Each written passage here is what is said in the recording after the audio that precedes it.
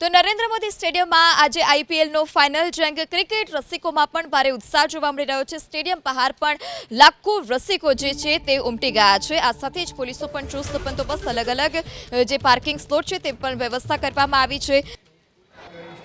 અમદાવાદના નરેન્દ્ર મોદી સ્ટેડિયમ ખાતે આઈપીએલનો ફાઇનલ મુકાબલો શરૂ થવાનો છે, જેમાં રોયલ ચેલેન્જર્સ બેંગ્લોર અને ગુજરાત ટાઇટનની ટીમો વચ્ચે આઈપીએલની ફાઇનલ થવાની છે। ન માત્ર ગુજરાતમાંથી પરંતુ બેંગ્લોરથી આરસીબીના પ્રશંસકો અહીંયા આગળ પહોંચ્યા છે। વાત તેમની સાથે કરવાનો પ્રયાસ કરીશું। બંને ટીમો છે તે અત્યાર સુધી આઈपीएलમાં સર્વશ્રેષ્ઠ प्रदर्शन કરી ચૂકી છે। कहाँ से आया आपका ग्रुप पूरा? सर हम सब लोग बेंगलोर से आए हैं, 7 लोग आया है।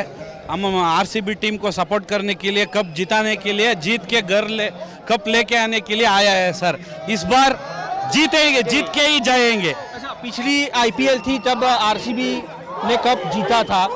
आपको क्या लग रहा है जिस तरह से अभी टीम है, आरसीबी कितना सक्सेस रहेगा दूसरी बार लगातार आईपीएल जीतने के लिए? For sure we will win this time. We have a better team than the last years and we are like 200% sure that we will win and we will take the cup and we will go back.